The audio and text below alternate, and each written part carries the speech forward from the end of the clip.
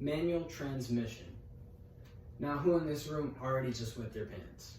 If you did, that is okay, because I'm here today to teach you how to drive manual. But before I do that, I would like to tell you a little bit more about the pros and cons of driving manual, as well as how it works. So one of the pros, stated by nationaltransmission.ca on an article called "Which is Better? The Pros and Cons of Manual and Automatic Transmission," states that manual transmissions have fewer complicated parts that are easier to produce, making them less costly for you.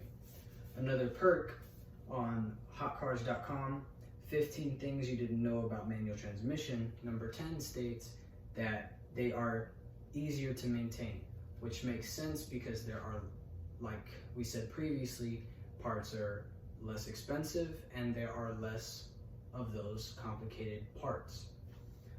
Another plus of manual transmission cars from CarBuzz is that they are a little bit harder to steal, less likely to steal.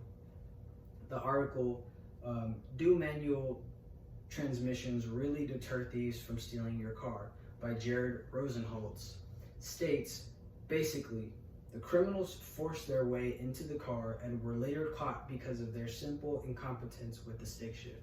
This highlights a very important fact that they aren't theft-proof, but not many individuals know how to drive manual transmission vehicles, making them less likely to be stolen.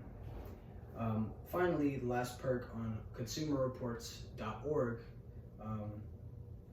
article "Manual versus Automatic Transmission Save Money," says that in some cars, a manual transmission can improve gas mileage by a significant 2 to 5 miles per gallon compared to an automatic vehicle. That's what makes them better. And so a few cons from my personal experiences is that stop and go traffic is a hassle, having to constantly shift and go to neutral to stay with traffic. Another is when you are stopped on an incline and you need to go, because you run the risk of coasting backwards and backing up into the car that is behind you. So now about how a manual transmission works is that you have the transmission, which has different gears of different sizes. Every gear determines the ratio of power to the wheels. The higher the gear, the less power, but the higher speed. The lower the gear, the more power, the more torque, but the less speed. Going from 1 to 5, or say 6 or 7, depending on what kind of car you're driving. So when you first step into a manual vehicle, you'll notice that the stick shift does not say park, reverse, drive. It says numbers. It's 1, 2, 3, 4, and 5, as well as reverse. And there are no longer just 2 pedals. There are 3 pedals. There's your clutch, your brake, and your gas. To turn on a manual vehicle, you must first turn the ignition and press down on the clutch, both at the same time.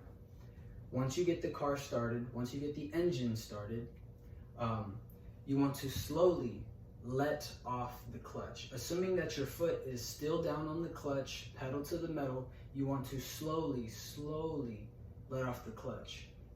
There's no such thing as too slow when it comes to you practicing. You want to slowly let off the clutch so you can get a feel for the pressure needed to start moving, for the car to start moving. As you're doing that, press down on the gas and find a balance between letting off the clutch and pressing on the gas. Once you do that, you'll notice that you start to pull off. Once you pull off, you'll start to hear the engine sound a little bit more forced. And so from that is when you push down on the clutch again, letting off the gas, going from first to second gear. The only way you can switch gears is if you have your foot in the clutch. And so you basically repeat the process for as fast as you're going. Right now you're in second gear. You're going up, you're speeding up, then you need to switch. clutch, switch gear, let off the clutch, hit the gas. And you continue to do that to pull off. Now, to stop, you could just go straight into manual and start hitting the brakes, but the more efficient way is to slowly go from higher gear to lower gear to lower gear, then finally letting off on neutral.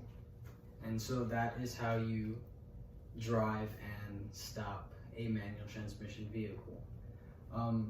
So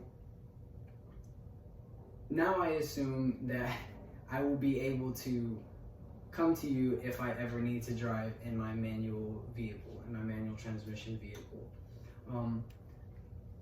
Thank you for listening to me teaching you how to drive, and I hope you feel encouraged to get yourself a manual vehicle. Thank you.